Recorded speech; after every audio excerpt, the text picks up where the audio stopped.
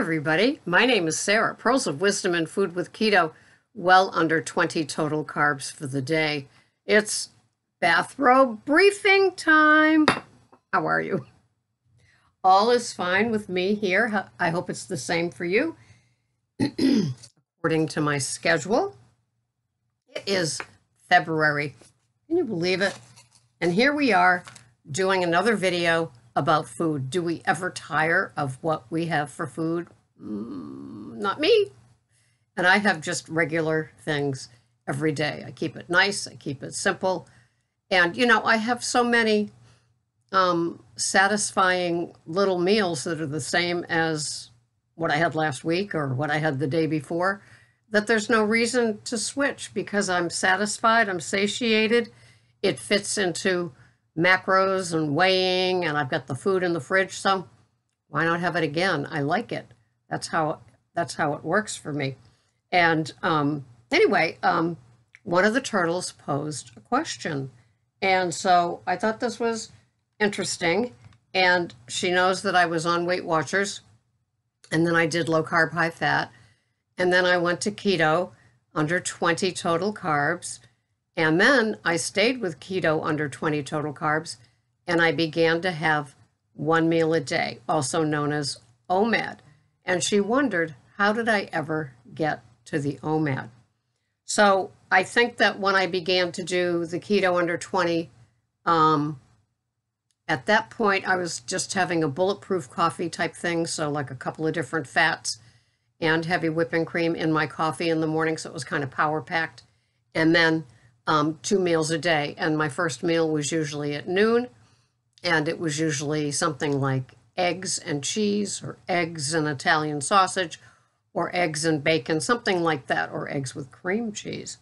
And that was at noon. And then at 3, I'd have my second meal of the day, which was, you know, it looked like a regular dinner, maybe a salad, maybe Brussels sprouts or cauliflower or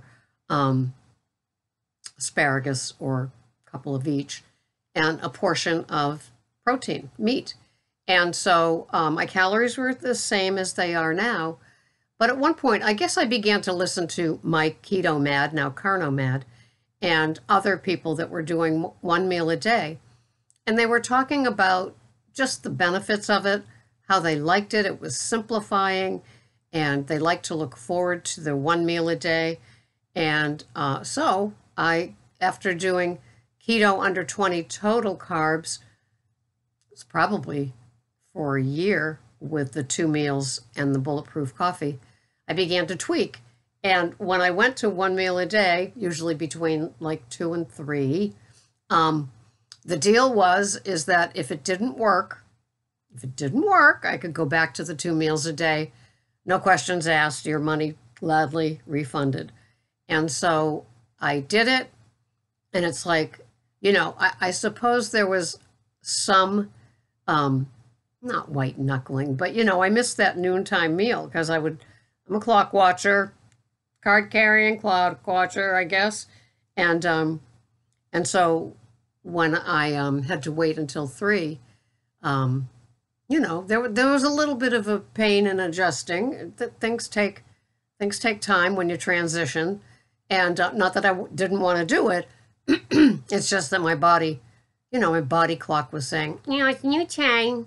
It's a new time. Don't you want to have something to eat now? So, and so I did it the first day, and I woke up the next day and I felt emotionally great because I did it.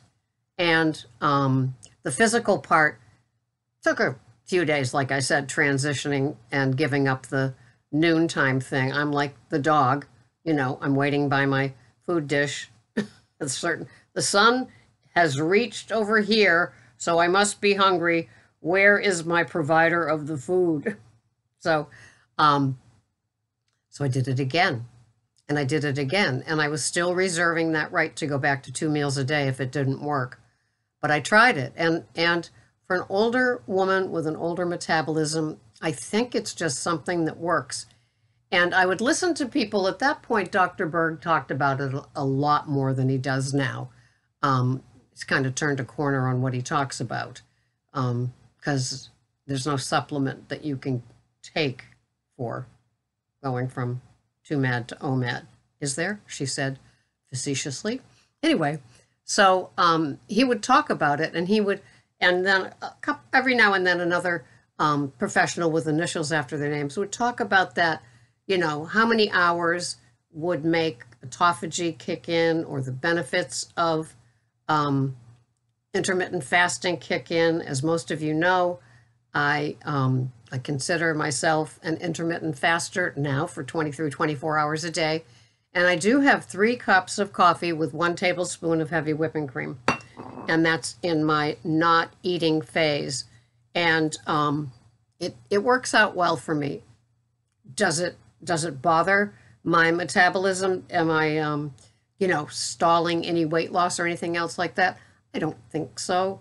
It's 1 tablespoon of heavy cream at like 3 or 4 in the morning, 1 tablespoon of heavy cream at like 9 in the morning, and 1 tablespoon of heavy cream at noon.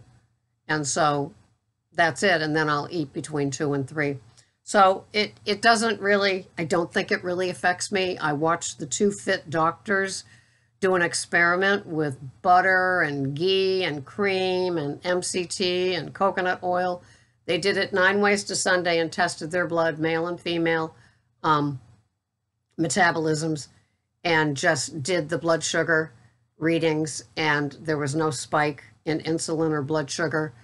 And so they determined if it's all fat, it's not going to spike and or make a difference.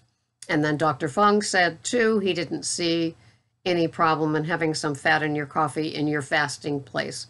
So it's entirely up to what your body does.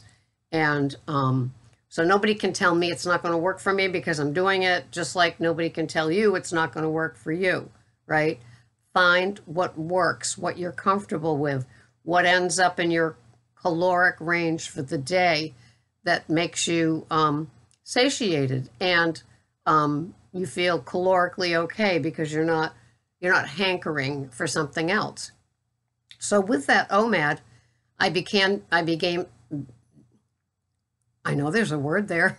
I began to do some emotional figuring out of how it all made me feel. Because my head says, Ms. Slick says, you're always hungry, you're a little pig, you're never going to be full. And then the other, more sane, sober, says that, this is just fine. You only need to wait a few minutes. It will register as you are satisfied, you are satiated, and you can just move on. And that's indeed what happened. So I began to pay attention to the end of the meal signals, because for me, Ms. Slick is at her worst. They talk about domestic violence, at your worst when you're going to leave. So my getting ready to leave the table is Ms. Slick's like, last call, come on, there's more you can have. Nobody's going to know it. You already did your video of OMAD. You already sent it up to YouTube. You can have more. Just say you were hungry. Who's going to argue that? Well, all of those things I had to play along with. If you're a food addict in recovery, you know exactly what I'm saying. It's like, please don't say it's over. Don't. Let's just keep this party going. You've done it before. You've done it for years. You've done it for decades. No. So I have to when I put down my knife and fork or my spoon, I know I'm done. And that I will need to figure out how it's going to go, and I'm going to be satiated, and I just need it to have just a little time from eating it to my belly. It's like 17, 18 minutes. So, I clear my dishes and clean up after dinner. I do my teeth routine of like flossing and brushing and water picking and all of those sort of things. And my body says, you're done. You're happy. You're satisfied. You can move over to the couch and begin your guilt-free, mindless TV for the rest of the night. That's my little routine. And so the OMAD, the next day I wake up, my my addict or my body, sometimes my tummy, says you are hungry earlier than that time, okay, between 2 and 3. It says I'm hungry, but I know I'm going to have something. And like I say, I have my fail-safe cups of coffee with a little sweetener and the 1 tablespoon of heavy whipping cream. And it holds me over along with salt crystals on my tongue, followed by a few glugs of a mineral water. And it just all works. I don't drink as much water as I used to. I have a 20-ounce glass of it with a whole lemon squeezed in it and some pink Himalayan salt in it. When I first wake up, it's my kickstart. I have that, again, different, kind of the same version with the lemon and the pink Himalayan salt and the low salt, no salt, 1/4 teaspoon for potassium. And I have that with my supplements. And then sometimes I have, I'll have a bottle of mineral water, and that's it. People say to me, how come you have this thing about not drinking water before, during, and after your meal? Well, I let my digestive juices just be what they are. And I don't dilute them before the meal. I don't dilute them during the meal or after the meal, unless it's a super, super salty meal. And then I'll wait a half hour after I've eaten, and then I will have some mineral water to quench the thirst, probably because there was a lot of salt involved or something like that. And so it all just works for me. And I'm one of those that when I say I'm going to do something, I have to be careful because that means I'm going to do something. And so when I went to the OMAD, the feelings that I have about going to bed with that one meal inside of me, and it's got, 23, 24 hours to digest nicely. And I can tell the 12-hour mark when I'm at work because I'm awake at like between 2 and 3, again, like 12 hours after I've eaten. And I can tell that it's just working through my digestive system. My stomach is kind of empty by the time it's like 7 a.m. or so. And it's not sending hunger signals to me. But by the time I do get to 1 or so, I'm kind of hungry. And I guess I've just adapted to all of it because I stay busy and do certain things, throughout the day. So I'm not sitting there being the clock watcher that my Ms. Slick, my food addict, would have me be. And so it works. I'm comfortable. Finding what works for you is good. Some people have to have 3 meals a day. Some people have to have 2 meals a day. Some people can do 1 meal a day every now and then. Some people do alternative days of eating. And that's fascinating to me. They allow themselves to say it's Monday like it is today as I record this. They eat all that they want that day. They eat nothing on Tuesday. And then Wednesday they'll eat again. And so it's kind of nifty. That's a nice schedule. I like that. But because I'm a food addict, I just have my meal every day, and it just takes care of that.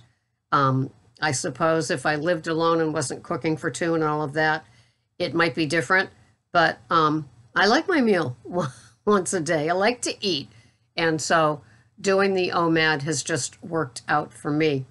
I hope this satisfies the person that was asking the question of how I got from Keto Under 20 to Keto Under 20 with OMAD. It just works. And speaking of my OMAD, what am I having today? Want to know? Okay. Well, I use the chronometer. I track. And today, these are my macros. I'm having, for calories, I'm having 1,341 calories. I am having 81 grams of protein, which is just perfect, right on the mark for me. 4.7 carbs in my salad lettuces, and my fat is 109. That's absolutely perfect for me. When you find what kind of works. So I find that, yeah, that is a nice day. 80 grams of protein. If it was 80 grams of fat, that would work too. But it's not. Alas, it's 109. So in that, I'm having 8 ounces of chuck roast shredded on my lettuce with my macadamia nut oil and my pink Himalayan salt flavored Fourth and Heart ghee. And I'm having 50 grams of daisy sour cream in the bottom. And I am having, so that's the salad. And then I'm having 2 Pete and Jerry jumbo eggs gently fried on the salad as well. And so I just love my little eggs with my dinner. And that really fills me up and carries me, satiates me. The proteins are great. At first I put in more meat and no eggs, and then I said, but I like the eggs. And the minerals in the eggs are probably different than what people, what you find in just the meat. So it's a little variety on my plate. And I will eat today at 2. I work overnight tonight, so I find that this works for me. And it's just a nice balance. And having 1 meal a day, I like that one substantial meal. If I went back to 2 meals a day, I just have the 2 eggs at noon and then that salad at 3. But having it all at once, it says to my stomach, here's your OMAD. You're good for the day. All that you need was included in that plate. And so enjoy your day. Love, Sarah or Ms. Slick or Chronometer. And that's how I go for the day. So that's my 16 minutes of how I got from keto under 20 to keto under 20 OMAD. And thank you for watching. I offer ketocoachingsarah.com just to kind of pull it together. It's kind of like a 30-day email chronometer program. And I also accept and love PayPal contributions. So go to the About on my cover page, hit that, and you'll find the PayPal link. Thank you so much. It helps me to keep this all going. Thank you. I will see you again next time here at Pearls of Wisdom and Food with Keto Under 20. This has been Sarah. Thank you so much for watching. Bye-bye for now.